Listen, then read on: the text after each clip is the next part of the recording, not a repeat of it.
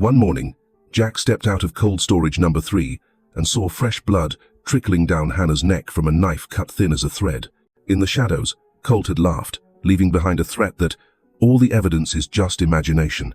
How many truths have been buried behind those rusted walls, and what must Jack sacrifice to uncover them? Jack parked his old pickup in the yard of the cheap rental off the highway, the cracked leather seat groaning each time he braced to lift another box. No real streetlights, only a flicker from a distant tire shop and the chalky smear of a motel sign across wet ground. The air carried hot tar and the metallic damp of a first storm. He set the last box on the porch, key still in the lock, when a sound tore the rain in half. A strangled scream, a woman's voice, then something shattering. Jack froze, hand drifting to the pocket where his folding knife lay cold and familiar. The soldier's reflex rose up his throat. Assess, decide, act. He turned. Across the road, a window shade glowed, and a thick male shape slid past it, arm swinging a bottle. The scream came again, shorter, then cut off, like someone flipped a switch. Rain drummed the metal roof over Jack's head like a marching battery. He could hear his heartbeat change. He crossed the road in a handful of long strides, boots slapping through a puddle that jumped to his calves. The opposite door hung a crack open, hinges whining. Inside stank of sour beer, sweat, and dust, knocked from broken plaster. A jaundiced bulb wagged on its cord in the draught. In the center, Colt Jack didn't know his name yet. Only the spread of those shoulders and the wet ball cap had a woman by the wrist, pinning her back to a stained wall. The bottle rolled from his hand and clinked to Jack's boot. "Let her go," Jack said, voice low, clean, each word nailed in place, the same cadence he once used to peel villagers off a helicopter pad. The man turned, eyes red, cords climbing his neck. "Who the hell are you?" Jack clicked open the knife but didn't draw it, keeping his hands where they showed, 3 meters between them, jumping distance. He angled his head to keep the man's free hand in sight. That hand was fishing under the sofa, maybe a lighter, maybe worse. "Hannah," the woman gasped, as if naming herself to keep from slipping away. A red streak livid on her cheek, hair pasted to sweat. Colt jerked her like a feed sack. The wall cracked deeper, chalk dust falling like a white rain. Jack inhaled, reciting the minimum force rules. Keep distance, keep control, cool it down. But the way the wall creaked and the way her eyes slid past him like someone almost underwater pulled him up one rung. He raised his phone, tapped once, put it on speaker. 911, he said, clear. "Domestic violence, Highway 17. Male suspect, glass bottle, restraining victim." The dispatcher's voice came ice flat. "Maintain safe distance. You en route." Colt, short, laughed, a hollow bucket noise. He popped Hannah off the wall and stepped forward, shoulders flared, chin up. Jack dropped weight to his heels, turned his foot. He held his empty hand low and open, palm out, the other knife visible, kept down, not taunting. "Let her go. Step back," he repeated, heartbeat catching up with the rain. For a blink, through the skew rain at the door, Jack saw another night a world away. A cracked brick, a father and a child, a flashbang's white bloom, rotor wash hammering dust. The body remembers for the mind. He set his right foot on a broken tile ridge, high enough to pivot if Colt lunged. "Police are coming," he said. Not loud, absolute. Colt barked, reeking beer. He threw a fresh bottle. It exploded at Jack's toes, glass kissing his neck. Jack didn't blink, only noted the slick angle of shards. Hannah panted, one arm hugging her ribs, the other searching for a fallen bag. Jack slid left, off the next throws line, never losing Colt's eye. "Let go." He dropped his voice to the frequency men hear when it's too late to bluff. "Or you ride tonight." Rain sheared the doorway. The bulb trembled. Their shadows broke on the tile. Far off, like a freight horn, a siren maybe. No one in the room believed that maybe, except him. Hannah slipped free like a fish, staggering toward the kitchen. Colt charged. Jack half turned, sank, caught the man's wrist, blocked the grab, and used his own momentum to spill him sideways. "Stop," he said for the third time, mouth near the man's ear. Colt's jaw ground. He stopped for one rain beat. Outside, red-blue smeared across water, flared, then died, as if someone forgot the switch. Jack didn't look, kept eyes on Colt, brought the phone to his mouth. "Eater?" The dispatcher. "Units are on the way, heavy rain delay. Nothing on earth is longer than an answer like that." Colt yanked his arm free and jabbed a finger at Jack, shaking from rage or vodka. He backed a half-step, eyes locked, muttered a string of curses, and spat on the tile. "Tao nhớ mặt mày rồi, Linh," he hissed, the last word bent into a slur. Rain pounded harder. Jack didn't answer. He slid his heel just enough to open a lane by the door where Hannah could bolt. The siren finally ripped the weather open, later than it had any right to be, and in that sound, Jack understood he had crossed a line. From anonymous renter to the man who stepped in. The choice would follow him longer than tonight's storm. The rain had not stopped, and by morning the town seemed wrapped in a cold grey blanket. Asphalt glistened with puddles that mirrored the dim sky and the fading red glow from a bar that had opened far too early. The air carried damp earth mixed with the stale bite of cigarettes, heavy as if no one had truly woken up yet. Jack stepped into the county sheriff's office, boots heavy with water, leaving wet prints on the worn tile. He had sat in interrogation rooms overseas, but Sheriff Malloy's small office still set his nerves on edge. 4 stained walls, a humming fluorescent bulb overhead, and a wooden chair that groaned every time he shifted his weight. On the desk sat a cup of cold coffee, its burnt smell sharp in the air. Next to it lay a neat stack of forms, the kind that made every mistake permanent. Malloy sat opposite him, grey hair swept back, eyes pale and steady, his pen tapping out a slow rhythm like a clock ticking down. "Did you touch Colt?" Malloy asked, voice sharp though not raised. "Did you have a weapon?" Jack inhaled, forced his back straight. His hands rested on his thighs, the red scratch from last night's broken bottle still stinging. He laid out the events carefully, the scream in the rain, Colt pinning Hannah to the wall, the bottle smashing, his call to 911 on speaker. His tone was measured, leaving no room for embellishment. Malloy wrote steadily, but when the knife came up, his eyes sharpened. "Why carry a knife?" he pressed. Jack gave a dry, worn smile, the kind shaped by years of military questioning. "Habit. A pocket knife isn't a gun. I never drew it." Malloy didn't nod. He let the silence stretch. His pen paused mid-page, brows furrowed, as if weighing whether this man before him was soldier or threat. The door swung open. Colt entered, a shabby lawyer shuffling behind him in a wrinkled jacket and crooked tie, carrying the faint smell of alcohol. Colt looked ragged, his eyes bloodshot, yet he stood with a swagger, oddly sure of himself. "This soldier barged into my home," Colt announced, his tone thick and practiced. "My wife and I had a private argument. He broke in waving a knife, threatened to kill me." Malloy lifted his gaze to Jack. Unease gripped Jack's stomach. This wasn't a battlefield marked by uniforms. It was a small-town office where truth could be bent, reshaped with a single accusation. Jack drew a steadying breath. His fingers shook faintly, but his memory was clear. He pulled his phone from his pocket, scrolled, and hit play. The hiss of rain filled the office, then his own voice cut through. 911, domestic violence. A beat later came Hannah's scream. "Stop!" Piercing, undeniable. Malloy froze, pen suspended. Colt faltered, eyes sliding away, his shoulders tightening for the briefest moment. The clip was short, but it weighed heavy, undeniable. Malloy pressed stop. Silence fell like a closed door. "All right," Malloy said at last, voice low and measured. He marked the recording as evidence, added it to the statements from both sides. Jack felt his spine tighten, the same stiffness he had known before commanding officers overseas. He understood how even a small slip could be turned against him here. The pen scratched again, then stopped. Malloy folded the file closed and looked up. His eyes held not trust, but warning.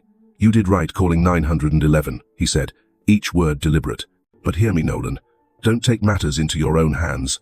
Around here, the law comes before pride." That evening the rain had finally broken, but the town was still draped in dampness that clung to skin like cold cloth. The highway shimmered with puddles, each one reflecting the dull leaden sky. Jack drove his aging pickup, the engine rattling, headlights sweeping across a vacant lot littered with rocks and rusted cans. In that cone of light stood a small lone figure, as if she had been waiting too long already. Hannah. Her face was drained of color, shoulders hunched inside a thin coat that offered no warmth, her hair slicked and tangled by rain. She clutched a faded cloth bag, its strap nearly torn through. She said nothing until Jack pulled up and lowered the window. Her voice came faint, trembling. "My family, they don't want to be involved. They're afraid of Colt." The words fell heavy inside the cab, pressing silence into the space between them. Jack tightened his grip on the steering wheel, memories stirring of comrades left behind in hostile fields, of the hollow wound abandonment leaves. It doesn't scream. It bleeds quietly, endlessly. He looked at Hannah's weary eyes and knew he couldn't pretend not to see her. He unlocked the garage. The air inside smelled of old motor oil, damp wood, rust. He pulled a rolled blanket from his toolbox, spread it across the cold concrete, and added a faded pillow. Hannah stepped in, pausing, her gaze caught between discomfort and gratitude. "Not much, but at least 4 walls," Jack said, voice flat but honest. He arranged the small corner with soldierly neatness, then handed her a backup phone. "Keep it charged. If you lose your main phone, use this. Call the cops, or me." "Sequel." His tone slowed, deliberate, like briefing recruits. 2 exits, the front door, and the back gate. If Colt shows up, don't argue. Take the back, head for the gas station 3 blocks down. I'll find you there. And the safe word: if someone calls, they'll ask about a package. If the word's wrong, hang up. Clear? Hannah nodded, biting her lip. The rules sounded cold, clinical, but in Jack's eyes they were the only shield he could hand her. Night deepened. They spoke little. Jack sat on the porch, watching the black stretch beyond the chain-link fence. The wind rattled the tin sheets with irregular clatter. From the garage spilled yellow light, where Hannah curled in the blanket, eyes still open, as if afraid closing them would pull her back into another nightmare. In Jack, something stirred compassion, heavy with obligation. He had lost men before for being 1 beat too late. Now it wasn't a soldier in uniform before him, but a solitary woman, and any mistake could mark her as the next casualty. A buzz broke the silence. Hannah grabbed her phone. The screen glowed with a text. "You think you can hide? I see you. Unknown number." Her hands shook violently, eyes wide. Jack read it quickly, set it down. He didn't waste breath on hollow comfort. Instead, he moved through the house, checked each lock, slid bolts into place, restarted the small porch camera, then sat at the window, his shadow stretching long on the floor. Near midnight, the street was dead quiet, so still that the chirp of insects carried clear from the grass. The air was thick, sound magnified. Then headlights flared at the far end, stretching across wet asphalt. A pickup without plates crawled slowly past, like a predator searching in the dark. Its beams swept across the house walls, probing every window, every corner, like a cold, unblinking eye. The county courthouse loomed gray that morning, the air still thick with last night's rain. The steps glistened, slick with water, footprints smeared across the stone like fading shadows. Hannah walked slowly, hands clenched tightly together, her fingers pale from the pressure. Her thin coat did nothing to block the chill, but it wasn't the cold that made her tremble. Across the hall sat Colt, legs spread, arms folded, his bloodshot eyes half hidden under lids heavy with sleeplessness, yet a mocking grin tugged at his mouth. 2 men she recognized from the town bar leaned near him, dressed sloppily but posturing as witnesses. Jack walked beside Hannah, close but not touching, ready to steady her if she stumbled. In his hand he carried a thick brown envelope stuffed with photographs and a copied recording. As they entered the small courtroom, he felt his heart beat slow and heavy, like the drum roll before a march. He glanced at Hannah, her face pale, but in her eyes flickered a fragile spark of resolve. The silver-haired judge watched from the bench, expression unreadable, eyes sharp beneath sagging lids. Hannah was called first. Her voice shook, yet she spoke, about the storm, the shouting, the bottle breaking, Colt's hand at her throat. But when the judge asked for photographs, her head bowed. "No, I didn't have time." At once Colt's lawyer rose, booming. "Your Honor, our witnesses can testify that Mrs. Reed has a history of instability, prone to imagining incidents." The 2 men shuffled forward, one raising his hand, swearing loudly. "I've seen her talking to herself on the street. Drunk too often, making false claims about her husband." The room tilted against her, their words spreading doubt like oil on water. Hannah blanched, her breath quick. Colt smirked, his eyes flashing with triumph. Jack felt the moment harden, the way battles always did when the unit was cornered. He stood. "Your Honor, I have supplemental evidence." Every gaze shifted to him. He opened the envelope, pulled photographs taken that very morning, bruises raw across Hannah's arm, a red streak at her throat.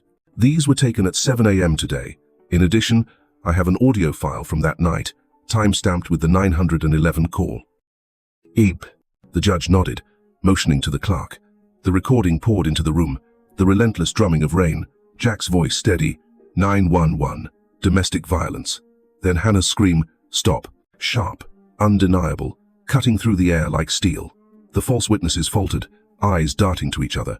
Colt gripped his chair hard, his jaw dropping as his smirk dissolved. Silence pressed down. The judge adjusted his glasses, then nodded slowly. "Based on the evidence, the court issues a temporary restraining order, effective 30 days. Mr. Colt Reed is prohibited from approaching Mrs. Hannah Reed within 300 feet, and from contacting her directly or indirectly, the gavel fell, hollow and final, echoing off the walls. Hannah released a long breath, tears pooling at her eyes. Not a final victory, but a thin armor nonetheless.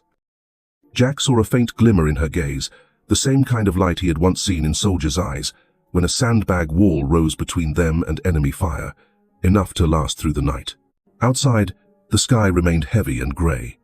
The midday breeze carried the tang of rust from the fence and the distant rumble of freight trucks on the highway. Hannah smiled weakly, the first time in days. It was fragile, fleeting, but real. Jack simply nodded, taking it as his burden too. As they stepped down the courthouse stairs, Sheriff Malloy approached, resting a hand briefly on Jack's shoulder. His voice was low, rough, meant only for him. "Paper orders won't stop a slashed tire, Nolan." That night, the small house by the highway felt like it had been sealed inside a jar. The air was thick, unmoving. Rain had passed, but the ground still bled dampness, seeping up into the walls. Jack sat stiff in the living room, the pale yellow lamp stretching his shadow across the wall. Every tick of the clock landed heavy, too loud, echoing like a warning siren. Beyond the thin door to the garage, Hannah's fragile breathing wove into the draft, slipping through the boards. The quiet wasn't peace. It was the quiet of a wire pulled taut, seconds from snapping. Jack knew this quiet. He'd heard it before doors blew open, before bullets flew. He closed his eyes for a second, inhaled the musty air, then came the sound that split it all apart. A bark, sharp, frantic.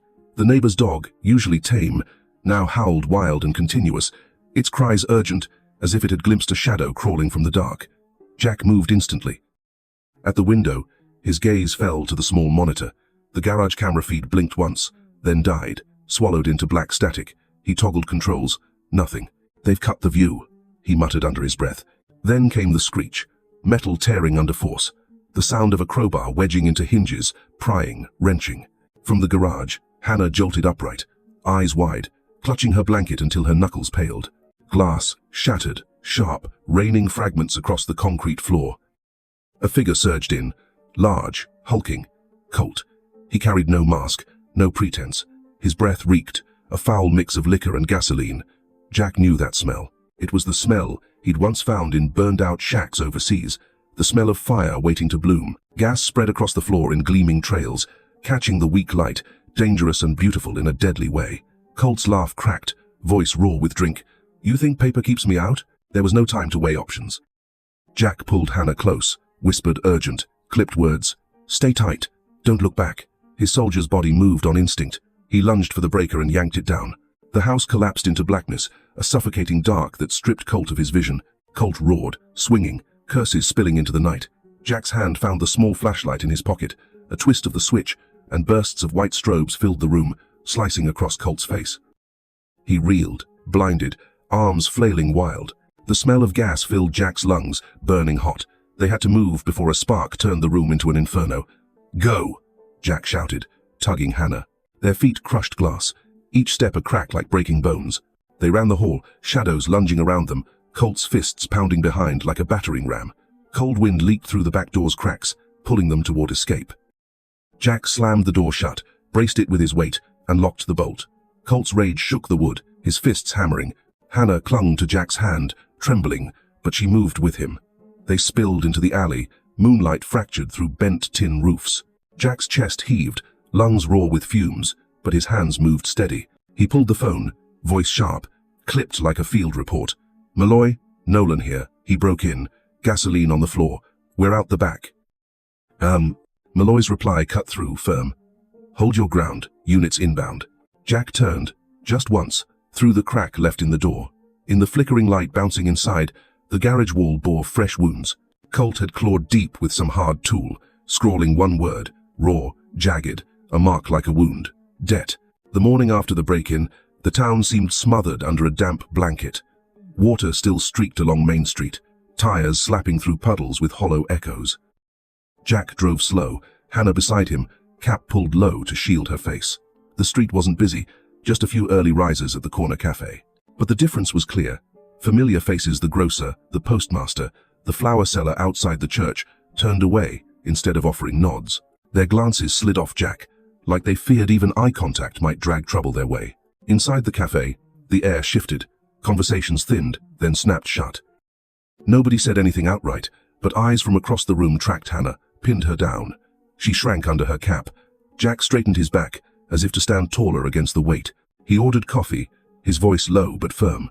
The waitress slid the cup onto the table without meeting his eyes, retreating fast. News had moved faster than wind. Colt had planted bait online, on the town forum. The soldier brought a strange woman into his house, trouble for the neighborhood. A single line, a couple of grainy pictures enough to spark a blaze. In this town, gossip was currency, and Colt had just printed bills. Whispers rippled at the cafe, in the market, even outside the church steps on Sunday morning. Jack and Hannah had become spectacle. Later, at the grocery store, whispers followed them down the aisles. At checkout, the clerk muttered something to her coworker, eyes flicking sideways. Two women behind them leaned in, their voices too soft to catch but their stares sharp as knives. Jack didn't need to hear the words. Colt had achieved what he wanted. Back at the rental house, an envelope clung to the door. Jack ripped it open. Due to recent disturbances affecting the community, we are terminating your lease. Vacate within 7 days. The typed message, sliced clean. Hannah stood behind him, lips pressed thin, her eyes shining though she refused to cry. Jack crushed the paper in his fist, ready to throw it, but stopped. He folded it instead, slid it into his pocket. Evidence. Another piece of proof they'd been cast out. That night he loaded their belongings into the truck and drove to an abandoned storage shed on the tree line. The shed sagged under rot, its roof pocked with rust holes, the air heavy with mold. But here, no neighbors watched. Jack dragged planks together, spread blankets, carved out a corner. The space echoed with wind like low moans, but it was theirs, at least for now. They set shifts. One slept, one kept watch. Hannah sat by the flashlight, wide-eyed, stiff. Jack handed her a small medkit, his voice steady, like he was briefing recruits. This is a pressure bandage. This is sterile gauze. If I go down, you stop the bleeding. You hold it until help comes. Understand? Her hands shook, but her eyes grew sharper. She tied and untied the bandages, rehearsing. A small control in a world collapsing. The woods were quieter than town, but the quiet wasn't comfort. It sharpened every sound. Leaves crackling, tin roof scraping, a distant engine. Jack sat at the doorway, folding knife near his palm, scanning the dark. He remembered nights overseas, rotations where men stood alone with only the beat of their hearts. From the blanket, Hannah whispered, "Is this my fault? If it weren't for me, you wouldn't be in this mess." Jack turned, his voice a low growl, hard but kind. "No, it's not your fault. People turn away because they fear trouble, not because of truth. We stand our ground. Colt's kind always leaves tracks." Hannah nodded faintly. Fear hadn't left, but for the first time she wasn't powerless. At dawn, pale light filtered through holes in the tin roof, sketching silver across the floorboards. Jack's phone buzzed. Malloy's name lit the screen. The sheriff's voice came rough, tired. "Nolan, brace yourself. Colt's hired a lawyer. The next fight won't be in the dark with gasoline. It'll be on paper. He's dragging you into court." That morning, the county courtroom glared under harsh neon lights, the kind that bleached faces pale and drew every crease into view. The space felt smaller, boxed in, the air brittle with tension. Hannah sat at the witness stand, fingers locked so tight her knuckles had gone white. Her chest hammered as if her heart wanted to bolt. Jack stood behind her, his shoulders wide, steady, but powerless now, just another observer. Colt sat at his table, grey suit pressed, navy tie sharp, hair combed back sleek. He could have passed for a respectable businessman, clean and contained. No one here would imagine he had stormed into a house with gasoline, raging like a mad dog just nights ago. That was Colt's weapon. He could wear a mask, play the victim, smile until people forgot the fire beneath. His lawyer rose, black suit gleaming, red tie loud as a wound. A thick folder opened in his hands, his voice crisp, pitched to reach the back row. "Your Honor, we seek to clarify the character of Mrs. Hannah Reed. This is not her first brush with disorder. Credit records show unpaid debt, maxed out cards. Employment files show she was dismissed for repeated absences. Is such a person credible when making accusations against her husband?" The gallery murmured. A few heads bobbed, others turned to Hannah with looks that mixed pity and doubt. Color drained from her cheeks. She tried to speak, but her throat cinched tight. The lawyer pressed on, smile cutting. "Furthermore, hospital records show Mrs. Reed received psychiatric treatment last year. Diagnosis: depression, anxiety. We don't deny disputes occurred in the home, but perhaps these issues stemmed from Mrs. Reed's instability rather than Mr. Colt's behavior." Colt leaned back, lips curved in that polished half-smile. His eyes slid toward Hannah, smug and steady, carrying a private message only she could hear. "You won't escape." She dropped her gaze, shoulders folding inward, tears threatening to spill. It felt like being stripped naked before strangers, her most private scars pinned to the wall as evidence of unworthiness. Behind her, Jack's hands gripped the chair rail, nails cutting grooves into wood. His mind flicked back to war zones, to enemies who didn't always attack with guns but with whispers, sowing doubt, breaking ranks before the first shot. Colt was using the same weapon here, silent ammunition, aimed at Hannah's spirit. The judge flipped a few sheets, ready to note the defense's claim. Jack stood abruptly, his voice cut firm through the noise. "Your Honor, I have documents to submit." The gavel cracked, calling for order, but after a pause the judge nodded. Jack stepped forward, boots striking the floor in a steady march. He handed the clerk a printed log of 911 calls, time stamped down to the minute, the exact moments Hannah pleaded for help, aligned with police reports. "This confirms Mrs. Reed's distress was real," Jack said, tone flat, unwavering. He pulled another folder. "These are hospital records documenting bruising photographed the morning after. Injuries Mrs. Reed could not have inflicted on herself." His words hung in the air, hard and clipped. Hannah lifted her head, tears still shining, but in her eyes a spark flickered back. At the back of the room, Sheriff Malloy rose. His uniform looked rumpled from long hours, but his voice carried iron. "I confirm this. During the restraining order's active period, Colt Reed appeared unlawfully near Nolan's residence. That is a direct violation." The courtroom stirred. A few observers straightened, whispered to each other. Colt's lawyer frowned, flipping papers, but Colt himself kept the faint smile, like a man who believed the game was far from done. The judge sat long in silence, pen tapping the bench. Finally he looked up, voice dry and even. "This hearing will be extended. Before a final ruling, both parties are ordered into mandatory mediation." The gavel dropped. Its hollow crack echoed through the sterile room. Hannah sat frozen, palms slick, sweat soaking into her skirt. The shame still burned. Her private life dragged across the floor, but something had shifted. For once, inside the circle of lies, she wasn't standing alone. The mediation room sat tucked at the end of the courthouse hallway, windowless, its walls painted white but stained with age. A single neon bulb buzzed overhead, its glare flat and unforgiving. A long wooden table divided the space, a faded plastic vase of flowers set in the center. Hannah sat to the left, hands knotted in her lap, eyes fixed downward as if she could shrink away from the air itself. Jack sat beside her, spine rigid, gaze steady but silent. Across from them, Colt entered with a polished ease-white shirt, blue tie, loosened just enough to suggest humility. His half-smile glowed like he was there to repent, not like the man who had once splashed gasoline across a garage floor. The mediator, a middle-aged woman with blonde hair pinned back, began in a weary, even tone. "We are here today to find a common path forward. This is an opportunity for both parties to show good faith, for the sake of resolution." Her words sounded rehearsed, like lines read too often. Colt leaned forward, his voice honeyed. "I admit my mistakes. I drank too much. I shouted. I lost control. But I love Hannah. I want to make amends. I only ask for another chance." He pressed a hand to his chest, his gaze bright with false sincerity. Then, as his eyes slid toward Jack, they hardened, flashing with unspoken threat. Hannah trembled. She wanted to speak of the bruises, of nights spent choking on gasoline fumes, of fear carved into her bones. But the words stuck fast, her throat locked. She knew anything she said would be twisted into more proof of her instability. Jack kept his silence, studying the performance with the eye of a soldier who had seen the same tactics on other fields, enemies playing to the audience, never to the truth. The mediator asked questions. Colt answered smoothly, weaving remorse into every sentence. Hannah's hands tightened. She felt like stone pressed into sand, her body still, her voice absent. Jack's jaw clenched, but he held back. Then, as the mediator bent to her notes, Colt leaned sideways, his lips close enough for only Jack to hear. "You won't be here forever, Nolan. You'll have to leave someday. When you do, I'll take everything back." His breath reeked of cheap mint, but the words were weighted like iron. Jack didn't answer. He kept his eyes on the sterile wall, jaw locked. He remembered the battlefield threats whispered through darkness, attempts to break men before a shot was fired. He had survived those games, and he would not yield here. When it was his turn, Jack didn't spar with Colt. He opened a folder and slid it across the table. "This is a safety plan for the victim," his voice low, each word dropping like sandbags. "It includes emergency contacts, alarm procedures, and the evidence already submitted. I recommend the local victim support center be formally included in this record to ensure Hannah has practical protection, not just paper orders. Insist. The mediator paused, looked between them, then nodded. She gathered the folder into her stack.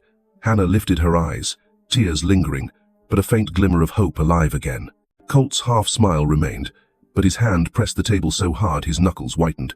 The session ended under a heavy silence. The mediator collected papers and announced she would forward her notes to the court. No one shook hands. No one exchanged words. Hannah stepped into the hallway, her exhale long and shaky, as if released from a sealed cell.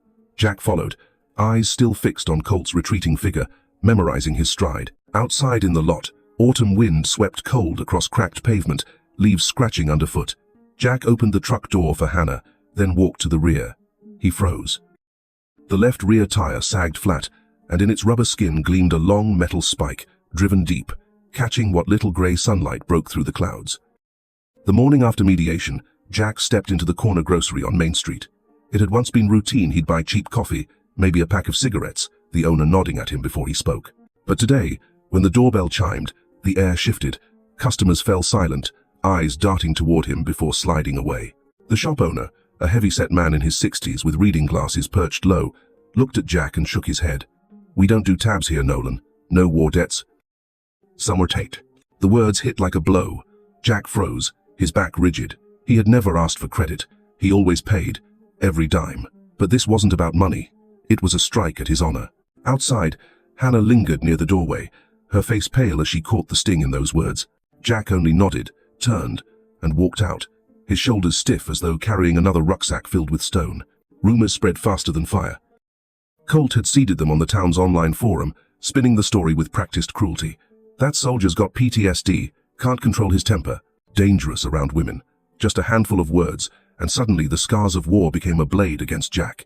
People who once shook his hand now avoided his gaze. Housewives whispered as he passed. Poor Hannah, having to rely on him. Maybe he's worse. Jack bit down, said nothing, but each whisper cut like shards of glass. A soldier could endure shellfire, but to have his honor smeared in his own hometown, that pain ran deeper. It didn't explode, it seeped slow, pressing weight onto his chest until it hurt to breathe. That afternoon, Jack drove out to the VFW hall. The building was small, its faded green paint peeling, an American flag frayed at the edges rippling above the door.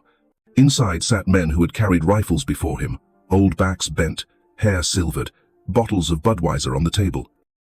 When Jack walked in, their eyes rose. They didn't turn away. They nodded, a silent salute.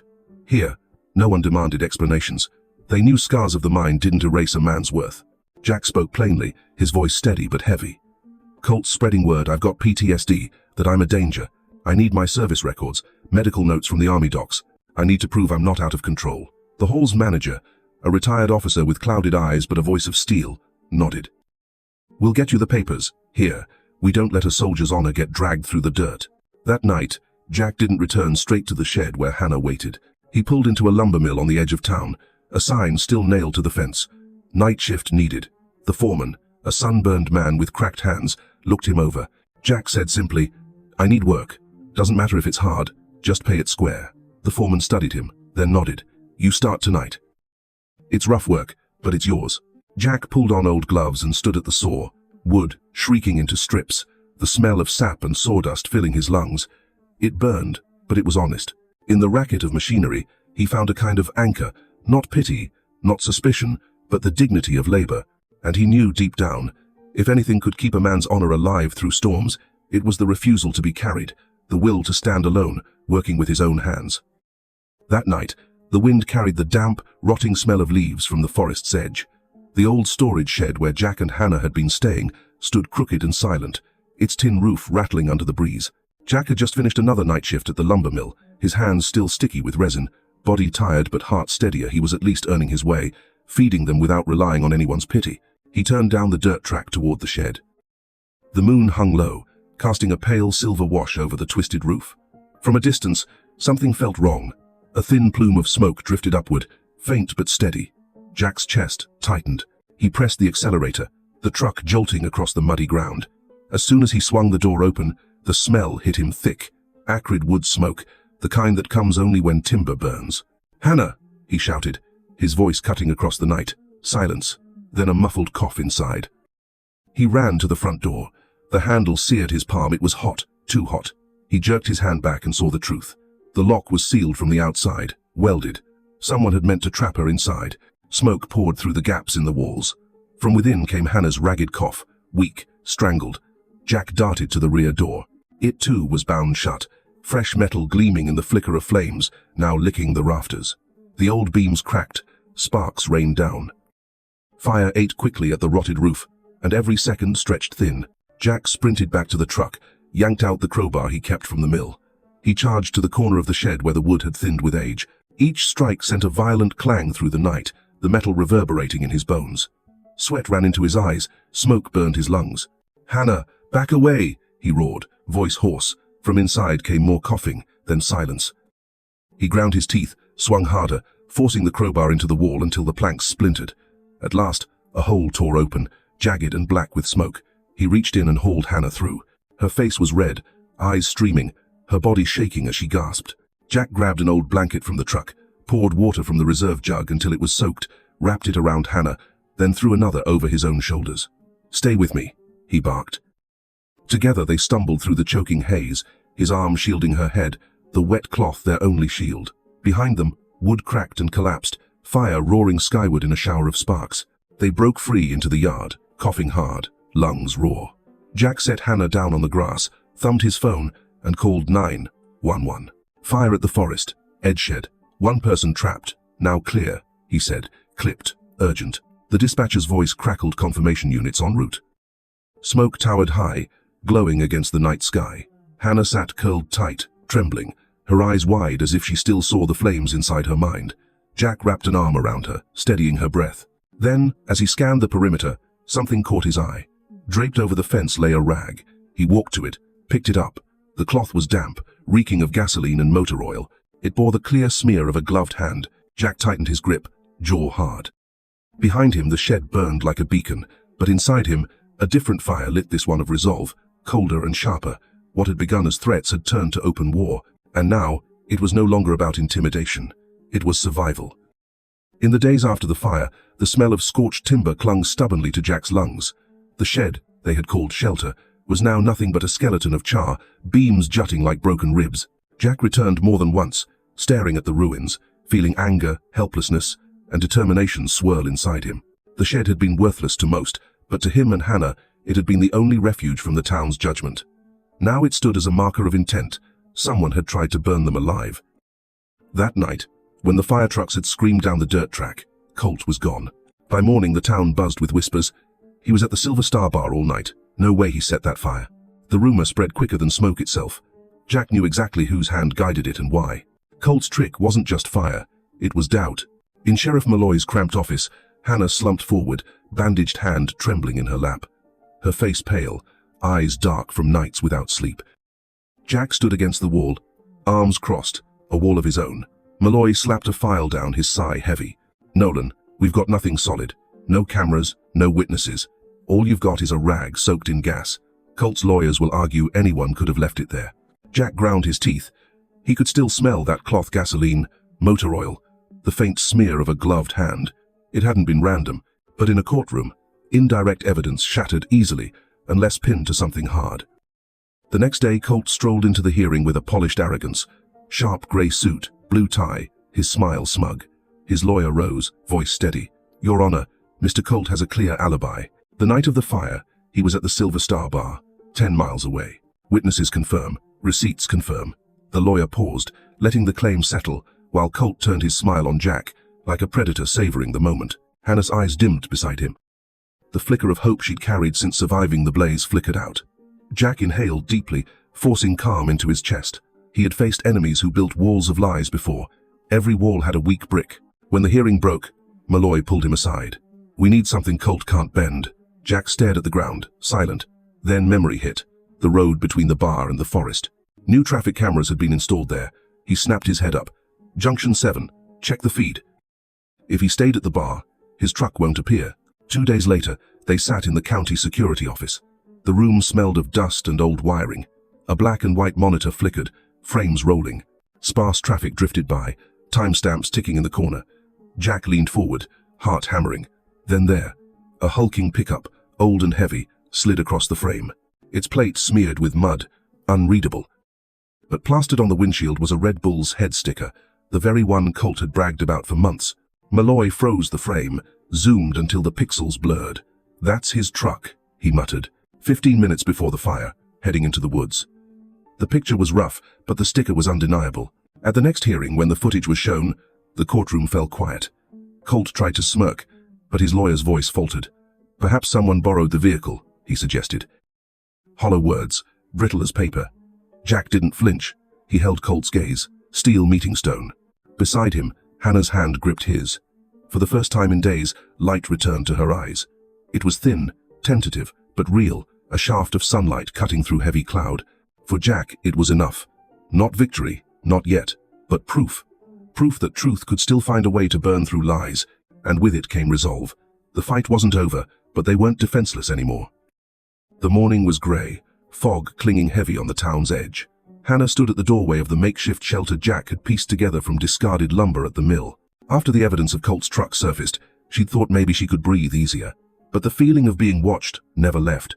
Nights, she startled awake at the sound of wind clawing the tin roof, or the low growl of passing trucks. In every shadow she imagined Colt waiting, patient as a hunter. She'd thought more than once of leaving. Fear gnawed at her that her presence chained Jack to danger. He should have had a quiet life, work at the mill, live like a soldier, return to peace. Instead, because of her, he slept in shacks, worked nights, endured the town's stares, and carried Colt's threats. The weight of it pressed her down, as if each step she took carved another scar into his shoulders. That morning she went to the gas station for coffee and a sandwich. When she came back, her phone buzzed. A message from an unknown number. A photo of her at the station counter, head bowed under a cap. 3 words followed. "I see you." Her breath caught, fingers shaking so hard the phone slipped against her palm. Colt never let go of his predator's game, letting his prey know the chase was on. When Jack returned from the mill, she showed him the image. His face hardened, eyes narrowing like blades. He didn't waste words. That night, under the yellow bulb in the drafty shed, he spread a small town map on the table. "We won't stay in one place," he said, his voice steady. "I reached out to the VFW post. They'll help. We'll rotate through 3 safe points. An old storage unit by the abandoned lot, a back room in the veterans clinic, and the basement of a buddy's house. Every 2 days we move. Different hours. New pattern." Hannah blinked at him. "They'd really take us in?" A small, bitter smile tugged at his mouth. "Veterans know what it means to be hunted. Protecting someone weaker, it's like guarding a fire in the trench. Small, maybe, but you can't let it die." Tears blurred her eyes. Gratitude hurt as much as fear. She owed him too much, more than she could bear. Sometimes she wanted only to vanish, free him from her burden. But his voice, low and certain, told her she wasn't alone anymore. The rotation began the next day. Each hideout was rough, damp walls, drafty windows, but safer than waiting in one place. Jack arranged his night shifts so he could drop Hannah off at each point before heading to work. They moved like ghosts, leaving no trace, as if on a covert operation. Still, the tension never eased. Hannah noticed strange cars lingering, silhouettes fading when she looked twice. She carried a small go-bag always ready, medicine, water, a notebook with emergency numbers, and a photo of her mother. Jack had taught her to keep it close. It gave her a shred of control, but also reminded her of how near death always stood. One evening, after locking them into the basement hideout, Jack's phone rang. Malloy's voice was low, serious. "Nolan, heads up. Colt filed suit. Claims you're harassing his family, interfering in his marriage. Court date coming." Jack listened, then lifted his gaze to Hannah.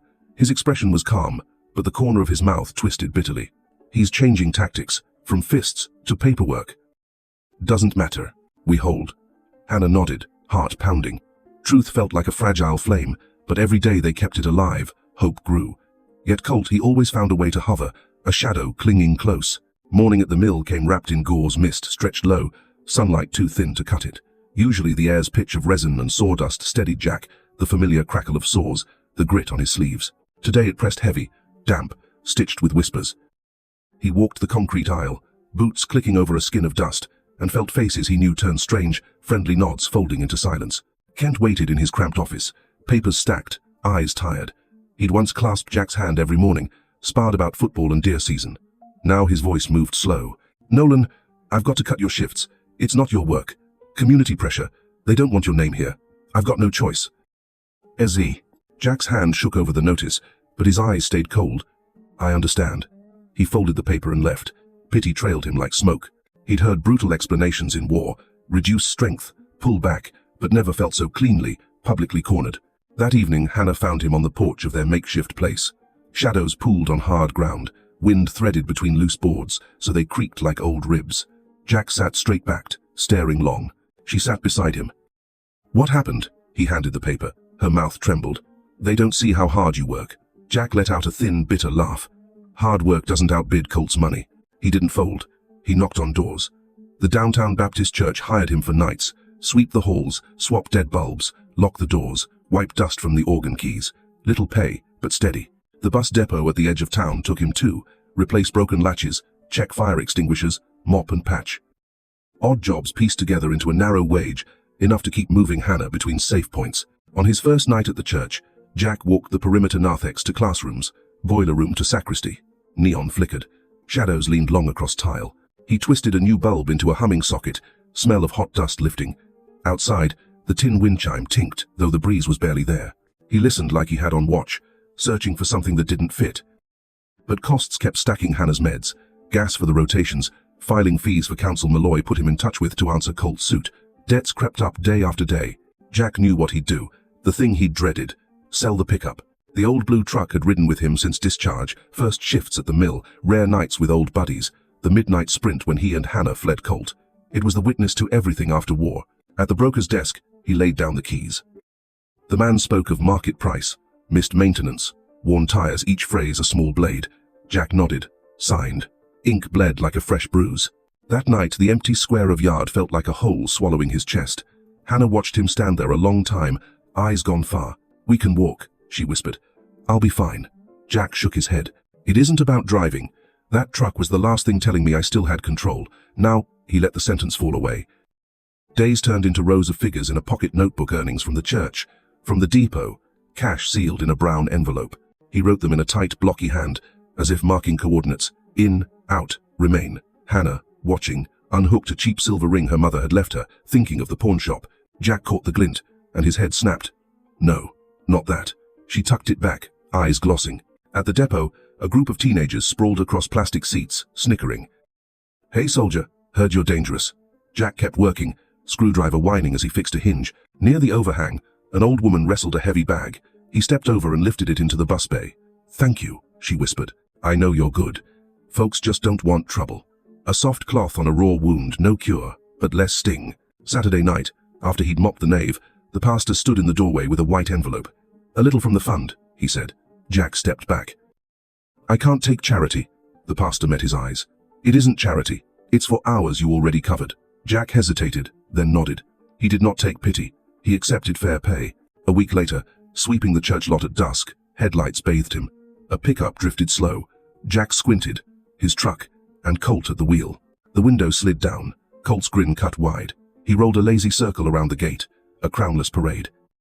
He tapped the horn once short, dry, and dragged another loop, as if lengthening the humiliation by inches. Jack's hands crushed the broomstick until the wood complained.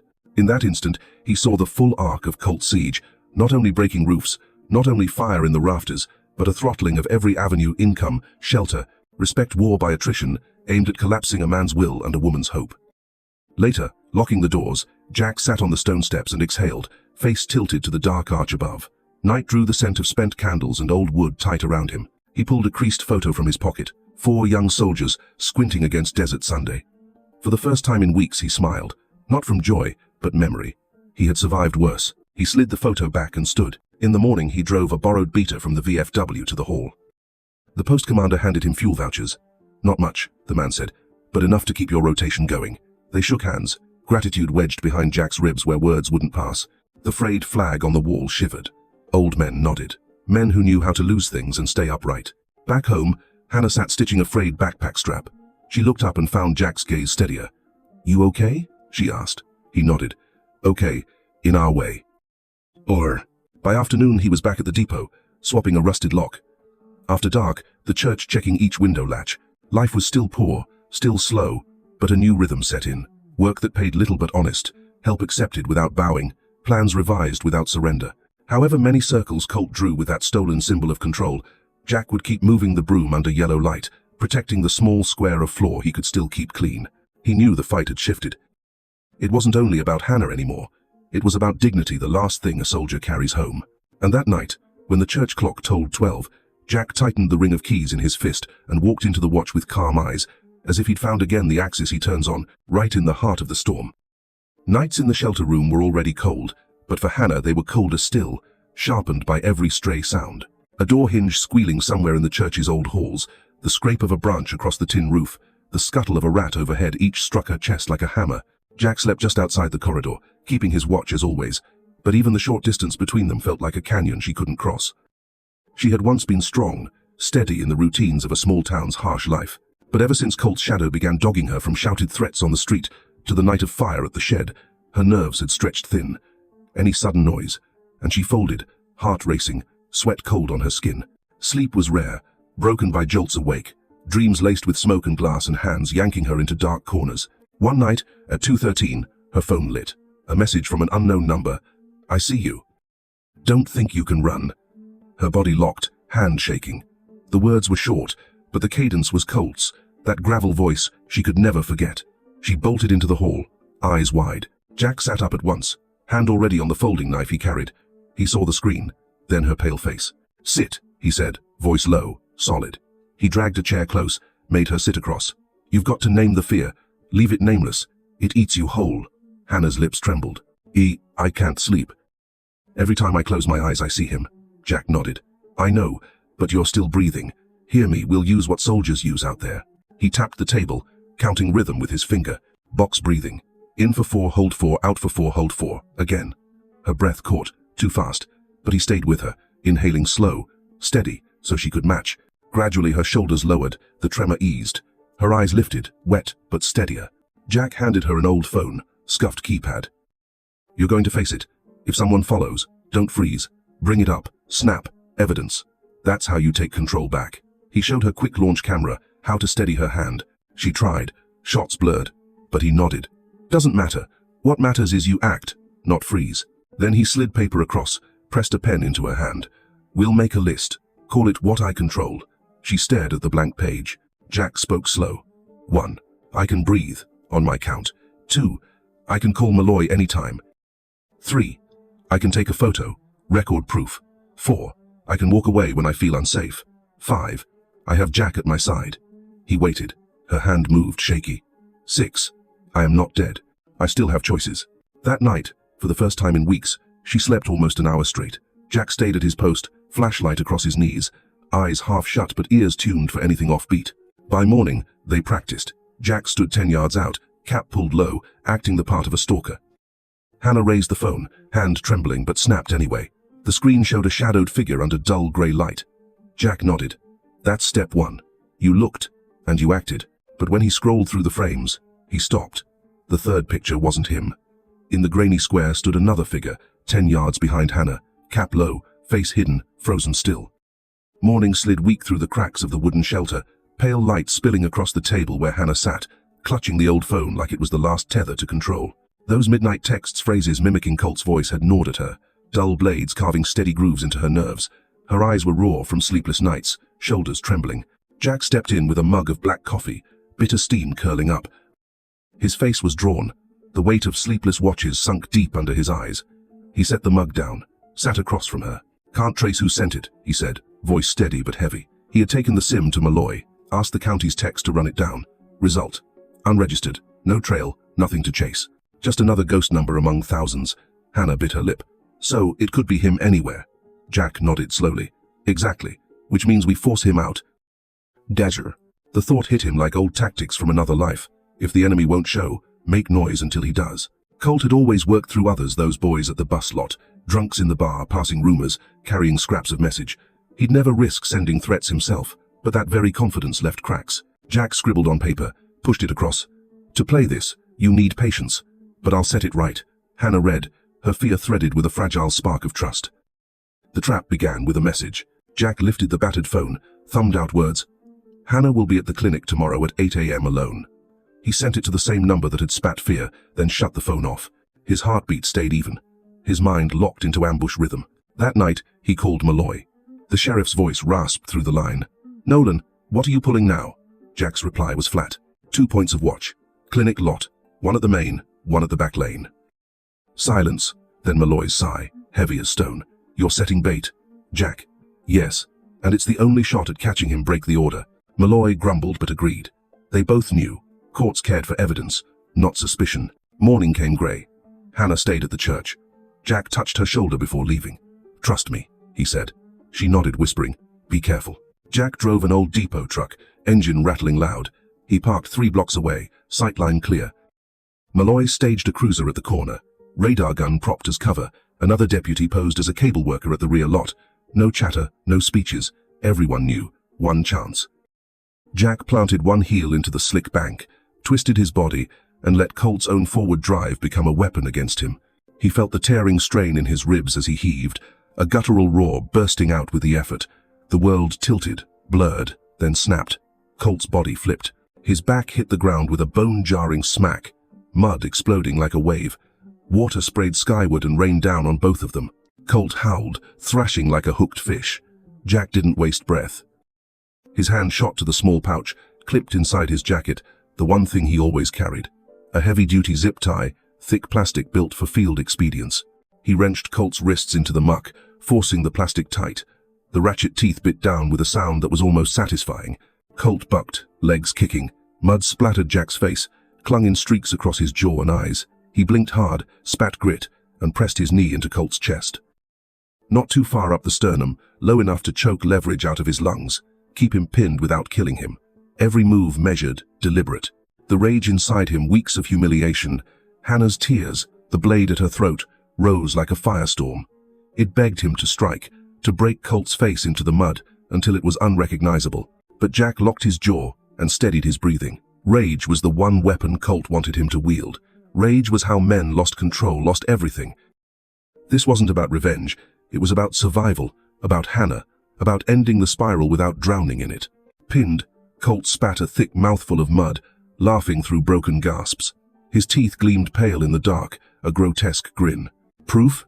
He rasped. You got none. She came to me on her own. The words were venom, a last-ditch strike. Jack felt them sting, but he didn't answer. His silence was heavier than any punch. He leaned harder on his knee, weight grinding Colt deeper into the cold earth. Then the night cracked open. Sirens wailed across the riverbank, their high, keening cry scattering through the trees. Floodlights cut down the slope, slicing the darkness with white bars. Red and blue flashed on the slick water, on the mud, on the tangled bodies of the 2 men. Jack didn't move. He kept Colt pinned, his chest heaving like a war drum, his face streaked with sweat, blood, and grime. The river churned inches away, hungry, but held back. Above it all, the truth hardened inside him. He had not drowned in rage. He had not given in. He had held the line, his line. And Hannah, somewhere behind the lights, was alive because of it.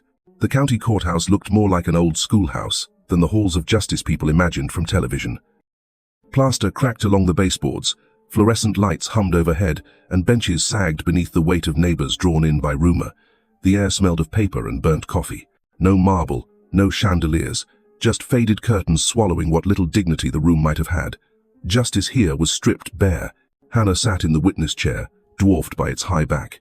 She clutched the hem of her dress as if it could anchor her. When she lifted her eyes, she found faces she knew, grocery clerks, pewmates, people who once nodded kindly. Now their stares carried suspicion. Heat rose in her cheeks until her ears burned. Across the aisle, Colt looked almost respectable in a dark suit, but his eyes betrayed him sharp, cold, unblinking. His lawyer rose, smooth and polished. Your Honor, the recording presented by the prosecution is inadmissible. It was captured in secret, without approval, and cannot be accepted as evidence. The words landed like a verdict. Hannah's stomach dropped, her breath shortened. If the tape vanished, what remained? The prosecutor, a woman with years carved into her voice, stood, calm, deliberate. She opened a worn folder. Your Honor, the recording is not our case. It is one fragment. We present a chain of evidence, each link joining the next, together forming a picture too clear to dismiss. Ho! She turned to the jury. Do not look at one piece. Look at the whole. And she laid it out. The 911 call log from the night of the fire, the red bullhead sticker on the silver pickup caught by a traffic camera, mud-caked tires that matched the tracks leading into cold storage number 3, the cut on Hannah's neck, consistent with Colt's knives, GPS data from Jack's gear showing his rescue point. Malloy's sworn testimony placing Colt inside the warehouse. Alone, each might be explained away. Together, they drew a map of guilt. The room fell quiet, even the shuffle of papers stilled. Hannah felt her pulse ease for the first time in days. Colt's lawyer tried to rally. Speculation, disconnected events forced into a story, but his tone faltered. Jurors whispered, eyes darting between evidence and the man at the defense table. Colt smirked, but sweat streaked his temple. The judge lifted the gavel. The court accepts the chain of circumstantial evidence. The recording is excluded, but the case proceeds. The crack of wood echoed. Hannah let out a long breath. Not victory, but not defeat. Hope flickered fragile and thin. Then the juror's eyes turned back to her, a frail woman trembling at the stand, and to Jack, seated just behind, face hollowed by fatigue but spine straight, gaze steady. He looked as though nothing could move him again. One juror tilted his head, studying them both. His voice carried into the silence. Why did you help her? The words hung heavier than any motion or ruling. Not a question of law, but of loyalty, of what drives a man to step into someone else's storm. Jack's eyes moved from Hannah to the jury, then to the familiar faces who had once looked away. He drew a slow breath, shoulders rising under its weight. Whatever answer he gave would not just explain his choice. It would mark the line between who he was and who Colt had tried to make him seem. And so the trial, stripped of grandeur and spectacle, balanced on that question. Not on paper or photographs, but on the fragile humanity trembling beneath the lights. The first rain of the season had started early that morning, needles of water drumming steadily on the tin roofs of the shelter complex. Jack stood beneath the awning, his faded dark coat damp at the shoulders, watching thin streams run down cracked concrete. After everything, the town had not changed. Dirt roads turning to mud with the rain, familiar streets filled with stairs that still cut cold. Colt had been convicted. The judge's gavel had fallen, yet men who bore his name remained here. They said nothing, but their eyes spoke clearly, narrow, hard, as if Jack would always be a man marked, a stranger carrying stains no sentence could wash away. He had already lost his job at the mill, and the small rented room after that, the landlord unwilling to carry the weight of whispers. Nights were spent on church porches or in cots offered by fellow veterans. But Hannah, at least, had found one step forward. She sat at a wooden table, hands trembling as she signed her name on the separation papers. The documents declared that Colt no longer held any claim over her finances. Alongside them came approval from the court for long-term victim shelter. When the last line of ink dried, her hand released the pen as though it had been burning her fingers. Tears blurred her eyes. Not triumph, not joy, but the kind of weary relief that comes from cutting one link of a chain. Jack did not leave town after the verdict. Instead, he asked for work at the very shelter where Hannah would be safe. His days were spent patching tin roofs, changing bulbs, repainting doors that squealed with every close. The wages were small but steady, enough to carry him. More than that, they kept his hands occupied and gave his mind a ground to stand on. Each Saturday evening he opened a free class, basic safety, he called it, for new arrivals. He taught how to check a window latch, how to use an old phone to send a location, how to box breathe when panic threatened to break the ribs. No polished words, only the steps that had carried him and Hannah through long nights. Faces drawn thin and tired, sometimes lifted, nodding thanks. That was payment enough. The day Hannah moved on, rain still fell. The old truck rattled along the street, carrying only a handful of suitcases, each heavy with memory. Jack drove, Hannah beside him, clutching the folder of financial papers as if it were a talisman. They did not speak much. The silence between them was not strained but restful, a space finally free of shouting and pursuit. When they reached the new shelter site, Hannah looked around, shoulders easing. She turned to Jack and whispered, "I don't know how to thank you enough." Jack answered simply, "Don't go back to the old place. That's thanks enough." 8. On the way home, he stopped at a roadside gas station. He bought a cup of black coffee, stood beneath the corrugated roof while the rain came down in sheets. Through the water, the outlines of town blurred the roofs, the streets where suspicion had lived in every glance. He knew violence had not disappeared. It waited elsewhere, for another moment, another victim. He knew his own reputation would never be clean in the eyes of those who thrived on rumor. But as he looked back on the road they had taken, one truth stood clear. At least one life had been pulled free of the cycle. Hannah had escaped, and he, though still carrying scars and shadows, had proven that sometimes no extra blow was needed for people to find their way out. This story reminds us that violence and prejudice can cling to a person long after the gavel falls. Yet true victory is not about striking down the enemy, but about guiding someone out of the cycle and preserving dignity in the process. As adults, we know reputations can be tarnished, property can be lost, but if integrity remains, the foundation to rise again still stands. In our 40s, 50s, or 60s, we see more clearly that real strength lies not in fists, but in patience and in refusing to let hatred take over. And that becomes the greatest legacy, showing the next generation how to live with weight and meaning rather than with revenge. Comment number 1, if you want to hear more stories of soldiers returning home, and number 2, if you'd like me to share the hidden sides behind them. Subscribe to the channel so when a new episode comes out, you'll be the first to know.